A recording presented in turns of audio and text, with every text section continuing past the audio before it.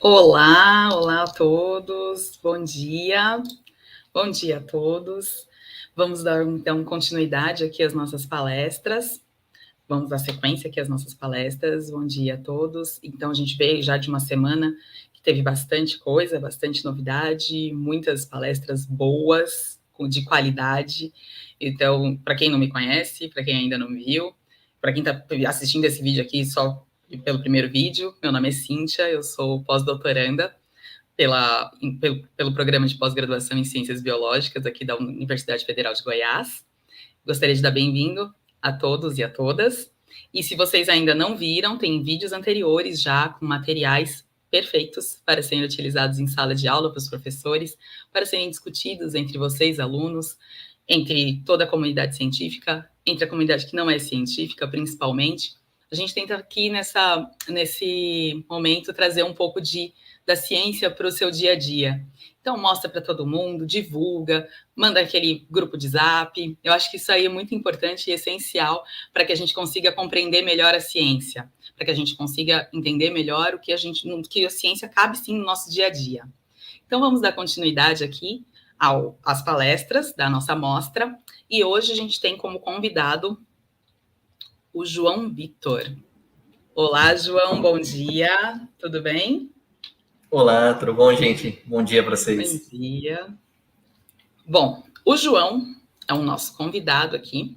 Ele é farmacêutico bioquímico, ele tem mestrado em farmacologia pelo Programa de Farmacologia no Instituto de Ciências Biomédicas da Universidade de São Paulo e atualmente é doutorando em bioquímica no Instituto de Química da Universidade de São Paulo. Muito bem gabaritado. A gente aqui da UFG agradece a sua participação, agradece o seu aceite pelo convite e a palavra é sua, tenha uma boa palestra. Muito obrigado, Cíntia. Bem, bom dia a todos. Muito generosamente me apresentando, mas eu sou basicamente o João, eu trabalho com bioquímica e eu queria falar um pouco hoje disso, de metabolismo. Uma palavra que a gente escuta tanto, com tanta frequência, está em tudo que é lugar, e eu coloquei esse título ainda porque tá meio cedo ainda, mas eu sou de comer, almoçar bem cedo também, então já para dar fome em todo mundo. A gente pensando da lasanha às sinapses. O que lasanha tem a ver com sinapses? Como que o metabolismo influencia nossas vidas? E, bem, esse negócio de metabolismo, a gente fala de comer, é algo que está sempre aparece em várias conversas. Minha mãe e minha avó, elas sempre me falavam, você é o que você come. E eu imagino que vocês tenham escutado isso várias vezes também, É um chavão, um clichê dos mais batidos. Você é o que você come, tem que comer direito. Mas vocês já pararam para pensar? Isso é uma sabedoria popular muito bonita, porque literalmente a gente é o que a gente come. E nisso o metabolismo, eu vou tentar convencer vocês até o final da conversa de hoje, que realmente a gente é o que a gente come. O metabolismo explica muito sobre esse contexto. Se a gente procurar lá, jogar no Google, o que é metabolismo, olhar na Wikipedia, podem olhar, fala que eu deixei, lá é escrito conjunto das reações de transformação de moléculas. Mas que é bonito, muito eloquente, mas o que isso está inserido na nossa vida, Teve um cara, esse senhorzinho simpático aí, meio cara de bravo, chamava Santório Santorius, um nome meio todo assim e tal, mas é um italiano, viveu lá em Pádua, trabalhou na mesma universidade que Galileu Galilei, ou seja, um grupinho de respeito que estava lá, e ele era um médico que pensava muito bem. Ele fez umas experiências muito loucas, lá no final do século XVII, 1600 e tanto, ou seja, faz tempo pra caramba, e ele construiu essa balança que está aqui, se vocês olharem, uma balança, não parece uma balança, parece uma mesa de um restaurante bem desconfortável. Mas isso é uma balança, se vocês olharem até em cima, tem um pezinho, aquelas balanças antigas que tem peso, não sei se vocês já viram isso, isso é uma coisa meio do passado, Mas as balanças que a gente tem em mercado ainda, de peso, ou para pesar saca de café, a gente usa umas balançonas dessas, mas essa balança ele colocou uma pessoa lá, porque ele estava curioso para pensar para onde que vai a comida. E o que ele achou, principalmente quando ele viu isso, era quando a pessoa chegava lá, sentava, tinha o peso controlado, até para controlar, porque, claro, às vezes o cara tá com vontade de ir no banheiro, né, faz um xixi ali, né, vai fazer o número 2, não, tudo ali controlado, tinha, meio nojento, né, mas tinha um saco, colocou, não, vamos ver para onde que vai o peso das coisas. E ele pesou a refeição, colocava, olha, tô dando aqui 300 gramas de comida, tantos ml de bebida, mais uma fruta aqui que pesa tanto, a pessoa comia, ele via, claro, o peso da pessoa subindo, exatamente equivalente ao que ela estava comendo, mas ia passando o tempo e esse peso ia diminuindo. E não estava indo para lugar nenhum. Meu Deus, mas o que aconteceu? Né? Ele chegou a botar as pessoas num saco meio isolado, porque pode estar perdendo pelo suor, vamos segurar aqui para não perder essa água. Mudou um pouquinho, mas essa pessoa continuava perdendo peso. Mas que diacho, para onde estava indo esse peso? E claro, ele, né, na verdade, ele foi um dos pais da fisiologia, né, inclusive um dos pais do metabolismo lá no século XVII, e com o tempo ele foi descobrindo pouco a pouco, mas esse mistério do para onde vai, né, para onde que está indo a comida, demorou um tempinho para a gente poder descobrir, né, alguns séculos para a gente entender o mecanismo no micro, exatamente o que estava acontecendo. Mas hoje a gente sabe um pouquinho melhor, que isso é por causa do metabolismo. Né? Metabolismo, né, que eu vou tentar convencer nesse ponto aí vocês, quando a gente fala no conceito de metabolismo, a gente tem dois pontos, dois pilares principais do que o metabolismo faz. A primeira coisa que o metabolismo justifica, né, a função do metabolismo, né, esse conjunto de reações que transformam substâncias no nosso corpo, é construir e destruir moléculas, substâncias no nosso organismo. Construir e destruir. Isso é muito importante. Por que pensar nisso? Porque essa é uma das coisas mais bonitas que a gente tem quando a gente pensa em metabolismo. Vocês já pararam para pensar que cada um de nós, um dia, foi uma única célula? Sim, claro, isso a gente estuda, legal, é espermatozoide, junta no óvulo, forma, né, uma única célula e isso transforma na gente. Mas de onde que vem a gente? Imagina, a gente é uma única célula, menor do que o tamanho de uma ponta de agulha, e aí a gente cresce, vira uma criança. Eu ainda era, né, bonitinho quando era criança, aí depois a gente cresce, desanda um pouco. Como que a gente vira uma única célula para depois trilhões de células? Como é que a gente transforma isso? Se eu pegar, né, um óvulo fecundado, bater uma vitamina de abacate e jogar lá em cima, não vai dar em nada. Então a gente tem que ter um conjunto de reações nas nossas células bem orquestrada para poder pegar e construir. Essa célula vai virar duas, depois essa célula vai virar uma outra, mas com uma função diferente e poder crescer. E essa construção, mas também destruição, porque a gente tem no nosso corpo várias partes do nosso corpo que se renovam, né? Os nossos ossos, por exemplo, a gente pensa, o osso durinho está se renovando o tempo inteiro, isso também envolve metabolismo, e tudo isso depende, né? É quase como, não sei se vocês já brincaram de Lego, né? A gente monta e desmonta com essas peças que vêm da comida que a gente come.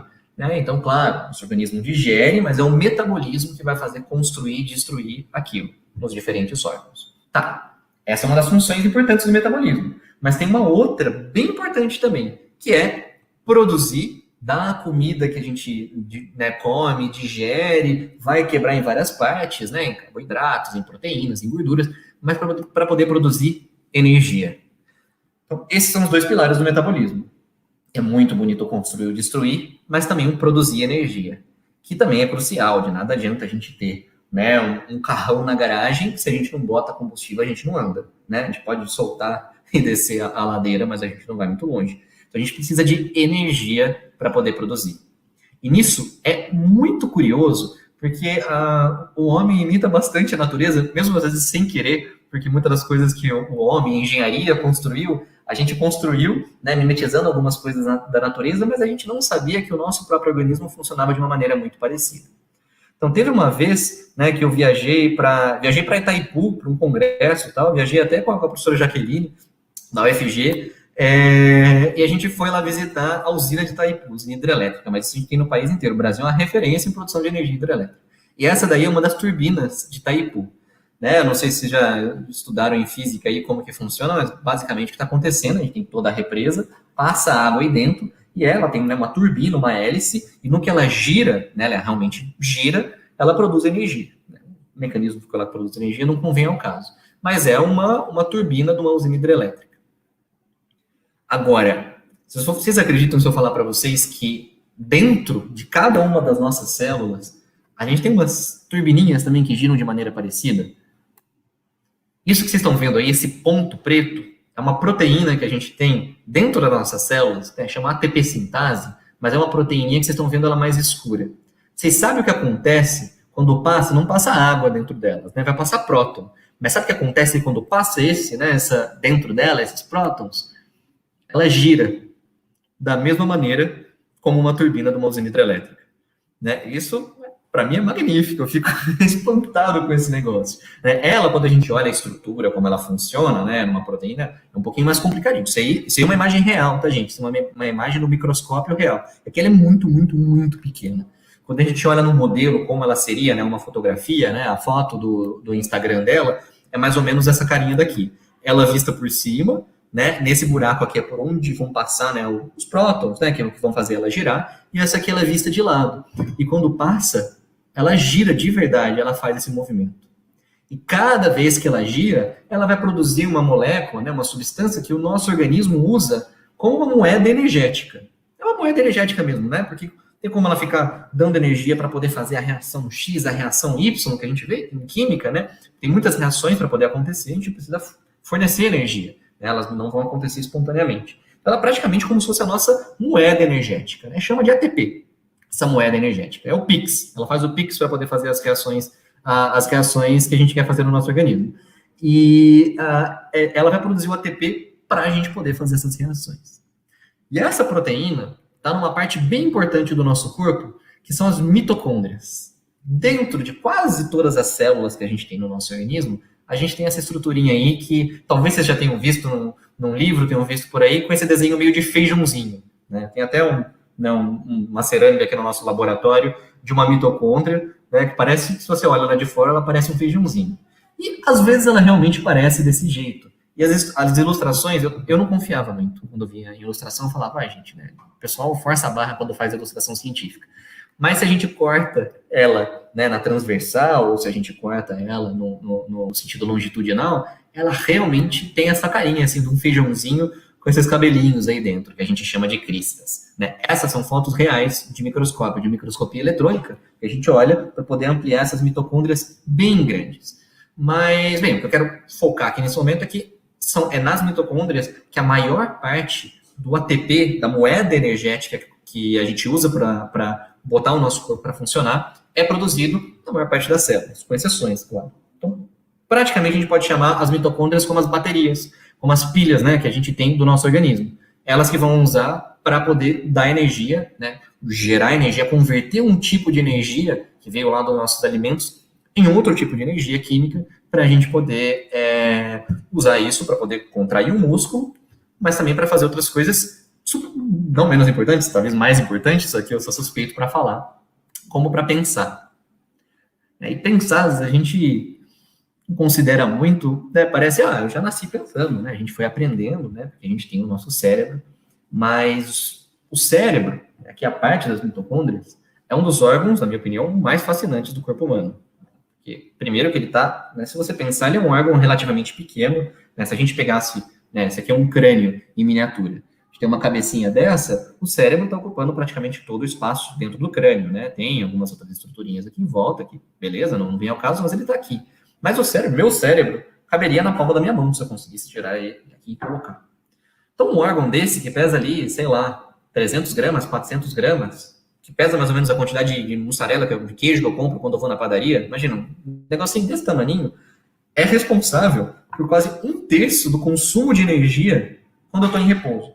Então, enquanto eu estou aqui, se eu estiver falando com vocês paradinho, estou em repouso, estou parado, 1/3 de toda a energia, né, da glicose que meu corpo está consumindo, é o cérebro que está consumindo. E eu estou parado, gente. Não é nem que eu estou resolvendo uma prova difícil, né, uma prova de matemática, um desafio de física, né, estou escrevendo uma redação. Não, posso estar aqui, parar, posso estar dormindo. Né? 1/3 da energia é o nosso cérebro que consome. Consome pra caramba. Né? E dentro do nosso cérebro, por que ele consome? Né? Fala, beleza, eu estou parado.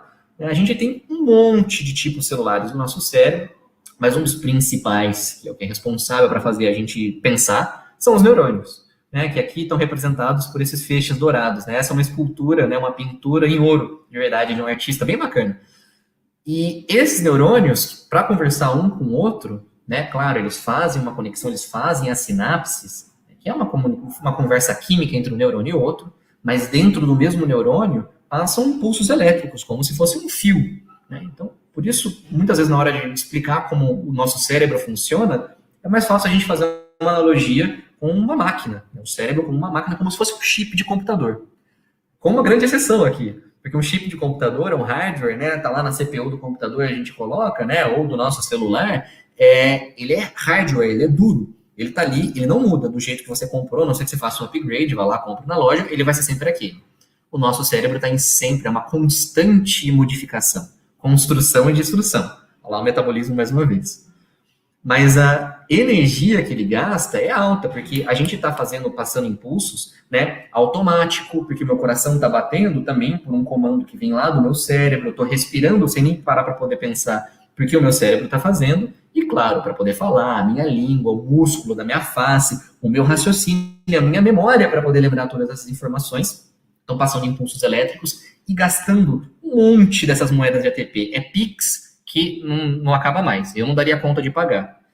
Inclusive, para vocês terem uma ideia, o nosso corpo inteiro, por dia, produz a mesma massa, mesmo peso que eu tenho na mesma massa corpórea em ATP. Claro, é uma molécula que você produz e gasta, produz e gasta. Mas se eu for se pesar só aquela que eu produzi, né, se eu conseguisse guardar antes de eu gastar, eu produziria, eu peso lá 70 quilos, 69 quilos. Eu produzo diariamente mais ou menos 70 quilos de ATP todos os dias. Então, são as nossas mitocôndrias, as nossas células trabalhando pra caramba. Isso, assim, é fascinante. E para trabalhar, para a gente dar conta disso, ela tem que ter uma eficiência muito grande. E aí, para poder convencer vocês que, às vezes, a engenharia da natureza, né, pode ser surpreendentemente eficiente, mais do que muitos engenheiros conseguiram fazer, eu alfineto bastante, meu sogro é engenheiro, eu alfineto. Porque ele sempre fala, não, os engenheiros falam, mas as mitocôndrias são mais inteligentes. A eficiência energética das mitocôndrias, por vezes, são mais eficientes do que um motor de uma Ferrari, né, um motor a combustão de uma Ferrari. Então, olha só, a gente tem um pedacinho, né, uma bateriazinha, uma pilhazinha dentro de cada uma das nossas células, que são mais eficientes do que o motor de uma Ferrari. É por isso só que eu não tenho uma Ferrari. Eu não preciso, já tenho as minhas mitocôndrias e isso para mim já vale. Mas, João, legal, o que isso importa? O que a gente faz? Estou lá vendo no livro-texto. E, gente, esse é o meu trabalho do dia a dia. Né? Então, para mim, como sempre foi fascinante, né, estudar mitocôndrias, esses mistérios do metabolismo, né, e o nosso cérebro, embora eu tenha falado dessa analogia simplista, tem muita coisa que a gente ainda não sabe. A gente ainda sabe muito pouco como o nosso próprio cérebro funciona. A gente sabe muito pouco, né? A gente sabe bastante, mas ainda falta muito para poder saber como as nossas mitocôndrias, né, nosso metabolismo funciona. E uma coisa que particularmente a gente sabe pouco, né, e é por isso que eu tenho emprego, porque eu estou trabalhando para poder pesquisar isso, é como as nossas mitocôndrias, nossas células, sabem, né, quando elas têm que produzir mais ou menos energia. Né, quando o nosso cérebro está pensando a toda, nossos neurônios estão funcionando a toda, né, eu estou lá, né, pensando assim, né, um exercício, espremendo meu cérebro que eu preciso de energia, como é que ela sabe que ela tem que produzir mais energia? A gente sabe vários mecanismos, mas tem vários que a gente não sabe. E aí, o que eu estudo, quando é o meu objeto de estudar as mitocôndrias, é olhar justamente em vários tipos de modelos, né, de células não cerebrais, mas principalmente para poder entender as nossas células do cérebro, como que ela faz esse ajuste fino, né, de quando que ela sabe que ela tem que, né, mandar o Pix. Praticamente eu estudo como que a nossa mitocôndria manda o boleto, a célula manda o boleto para a mitocôndria pagar aquilo no banco. E claro, falei para vocês, né, essa mitocôndria a gente desenha como um feijãozinho, mas na vida real, quando eu olho para elas são um pouco diferentes. Esse aqui é um tipo de célula de verdade, isso na microscopia. Em amarelinho, que vocês estão vendo aí, está marcada as mitocôndrias.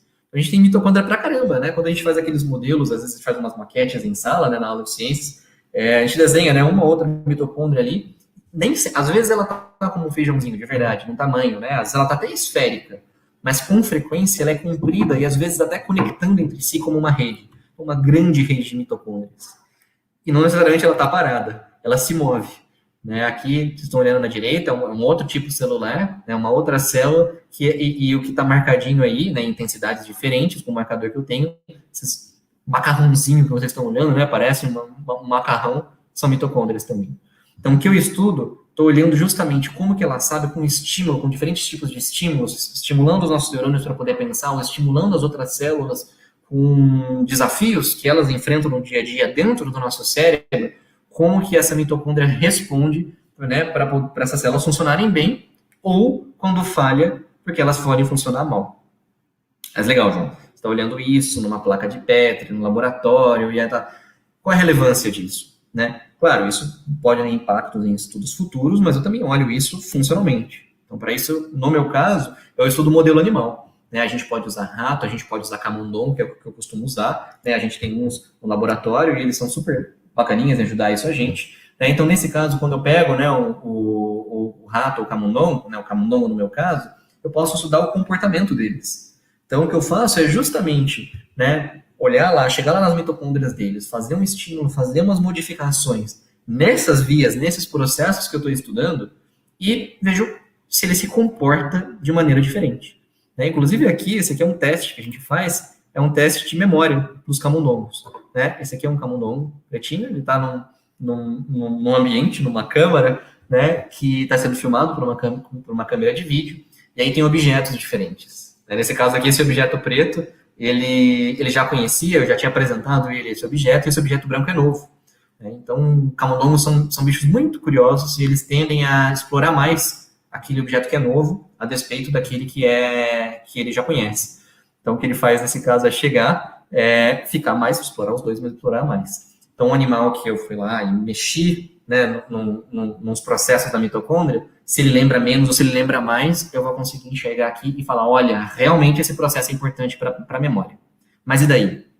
A gente pode ter doenças, né, como Alzheimer, Parkinson, derrame, epilepsia, que o problema que acaba acontecendo, né, nessas patologias, nessas doenças, está justamente aí no oferecimento de energia. A mitocôndria não dá conta de oferecer energia, ou às vezes o metabolismo não dá conta de produzir ou destruir moléculas com um timing suficiente, e aqui a gente consegue saber e voltar para poder modular e criar, sei lá, um remédio, né, no futuro que possa modular isso e salvar, melhorar a vida das pessoas que têm Alzheimer, das pessoas que têm Parkinson, pessoas epilépticas, por exemplo. E é assim que é o futuro. Claro que não sou eu que vou fazer isso durante minha carreira inteira, a gente vai colocando tijolinho nessa parede, no conhecimento da ciência, mas assim a gente contribui com que outros colegas possam conhecer um pouco mais sobre esses processos e aí, quem sabe, criar um novo medicamento ou entender melhor como o nosso próprio cérebro, nosso metabolismo funciona.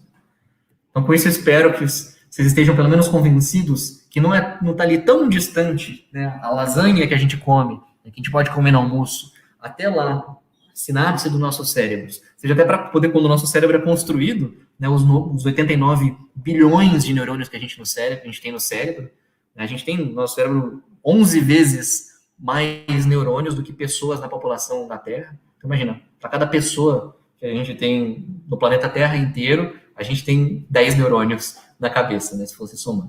Então, nesse ponto, nessa distância, para a gente poder construir, tanto virar quem é o que nós somos, né, quem é que a gente é, a definição de quem sou eu mesmo, né, a construção do nosso organismo, e como a gente funciona, o metabolismo está nas nossas vidas. Obrigado.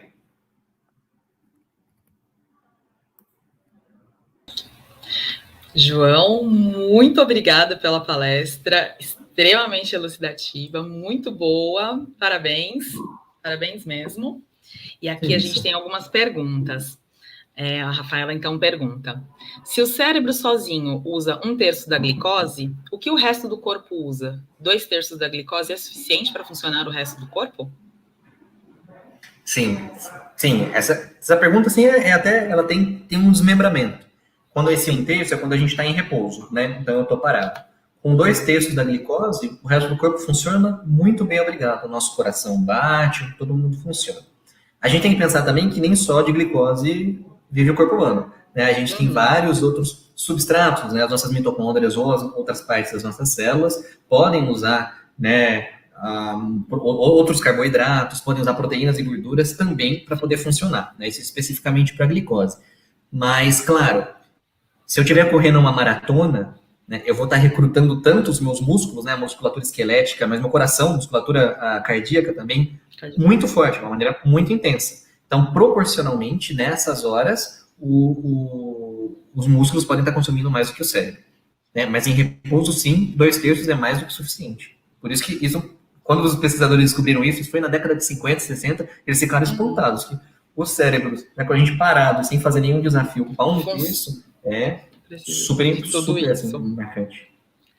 Desculpa, eu vou fazer uma pergunta bem besta, eu mesma. Você falou agora que quando a gente está fazendo exercício físico, a gente utiliza mais na parte da musculatura do que no cérebro, no caso, né? Tipo, muda um pouco a utilização. Fazendo um paralelo, seria por isso que as pessoas recomendam também fazer esses exercícios para espairecer, vamos dizer assim, para saúde mental, qualquer coisa assim, porque o cérebro diminui um pouco o ritmo para que a gente possa fazer esse exercício, ou não tem nada a ver? O cérebro não vai diminuir o ritmo. Por isso eu comentei que é relativo. A quantidade total de energia que a gente está gastando, que a gente está consumindo, nos substratos que a gente está consumindo em repouso, é bem diferente do que quando a gente olha, a gente não está em repouso. Então, você olha, em repouso eu estou consumindo isso. Em exercício eu estou consumindo isso. Agora, se você for dar um zoom, tá? Em repouso, considerando que isso é repouso, o cérebro está sendo 1/3, os outros 2/3 é o resto. Agora, em exercício, se a gente olha nessa proporção, a gente olha, a quantidade que o cérebro está consumindo é mais ou menos a mesma. Não muda tanto. O que está mudando é que antes o músculo, né, a musculatura da perna estava gastando isso, a gente está passando a gastar muito mais. E a musculatura cardíaca estava gastando isso, está gastando muito mais. Os rins também funcionam muito quando a gente está em atividade. É mais pela proporção mesmo, entendi. Obrigada. Vamos lá. A Rafaela que fez outra pergunta. Quais os tipos de células têm mais mitocôndrias? Ou o número de mitocôndrias é igual em todas as células? Desculpa, Cíntia, que cortou um pouco aqui, eu não escutei sua pergunta. Não, eu repito. Quais os tipos de célula que tem mais mitocôndrias? Ou o número de mitocôndrias ele é igual em todas as células? Varia pra caramba. A gente tem células, por exemplo, que não tem nenhuma mitocôndria, como são as nossas células sanguíneas, né? Os glóbulos vermelhos, nossos eritrócitos, não tem nenhuma mitocôndria. E a gente tem células que têm muitas mitocôndrias, isso varia bastante.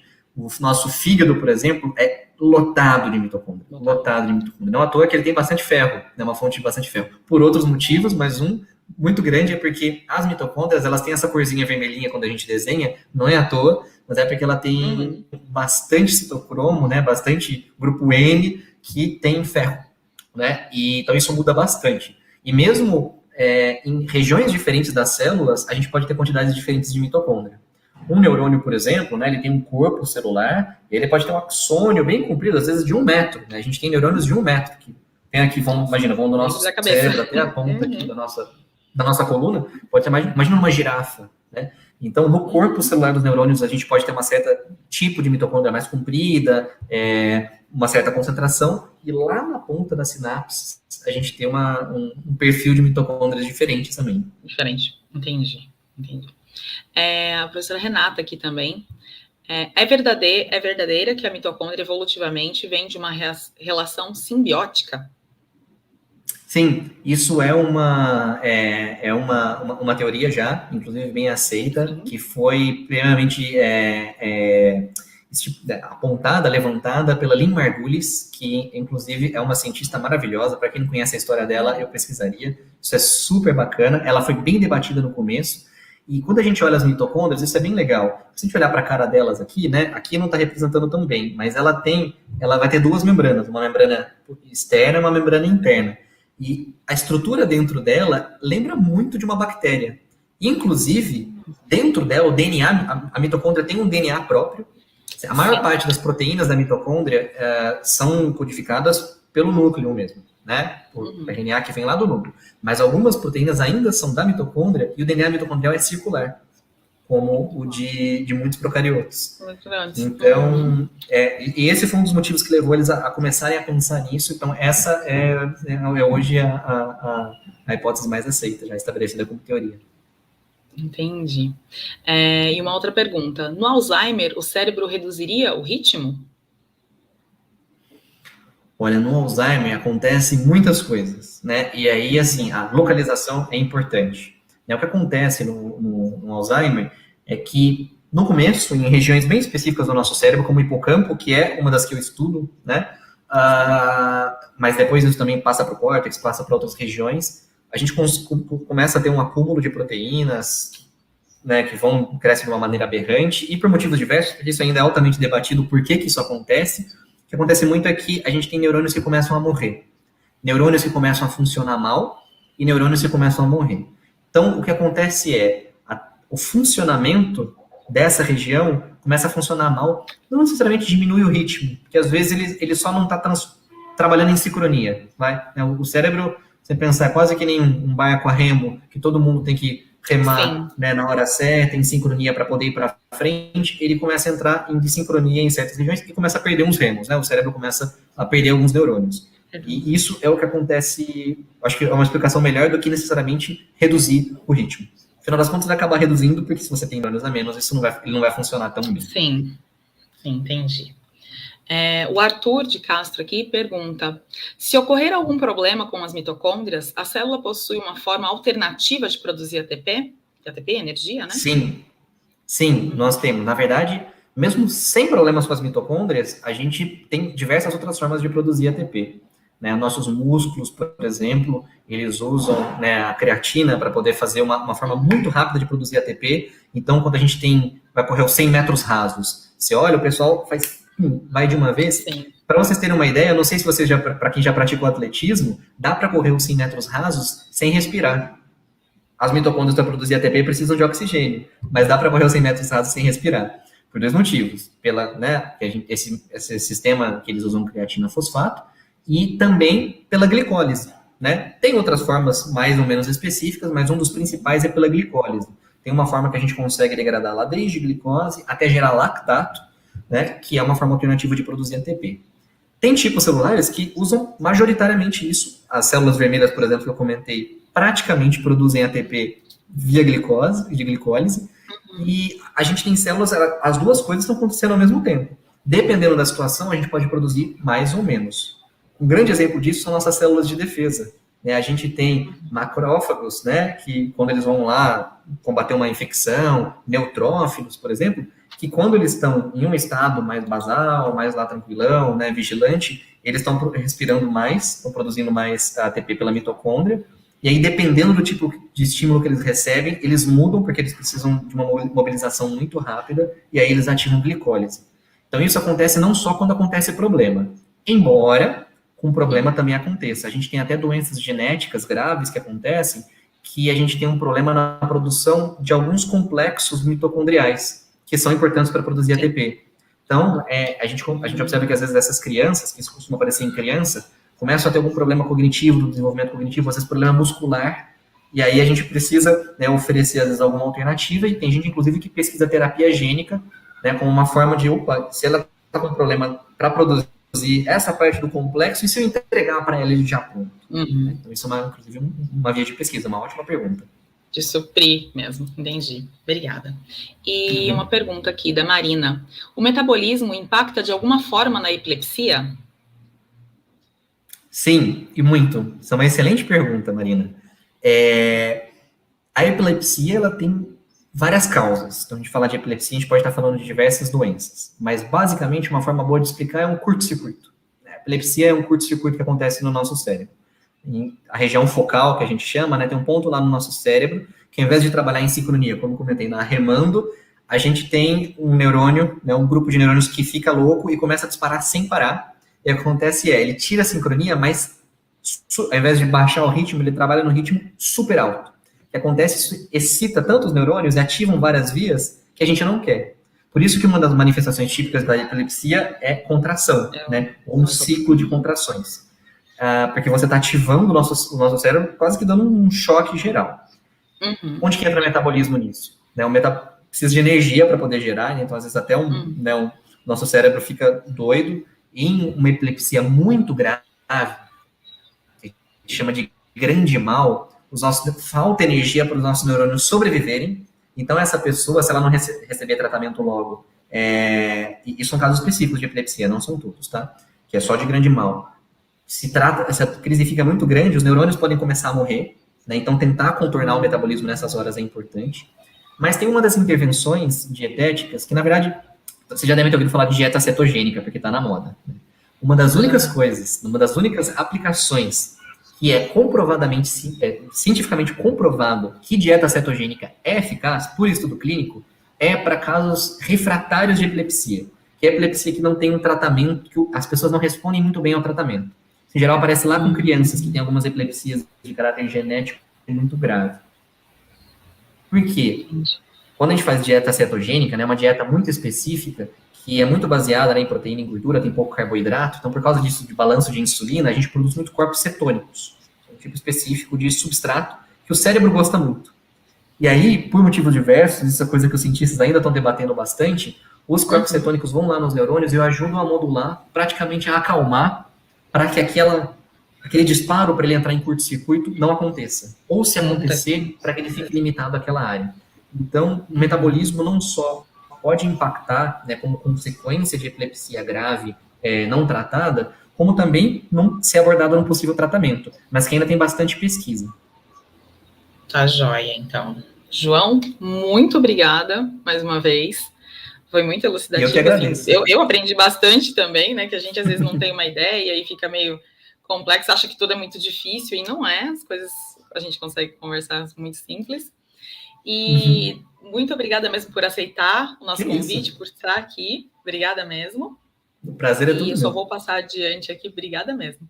E eu só vou passar adiante vontade, aqui uma boa que a próxima palestra aqui, obrigada, que a próxima palestra, então, ela vai ser agora, já vai começar, a gente vai terminar aqui, já vai iniciar a próxima, e o tema será obesidade infantil e seu efeito na vida adulta, e a palestrante vai ser a bióloga Raquel Alves Cardoso, aqui do nosso programa do PPGCB da UFG, tá? E o link também está aqui nos comentários, tá? Pessoal, muito obrigada pela participação de vocês, pelas perguntas, por tudo. E agora vamos para a próxima palestra. Obrigada, João. Obrigada a todos. Bom dia.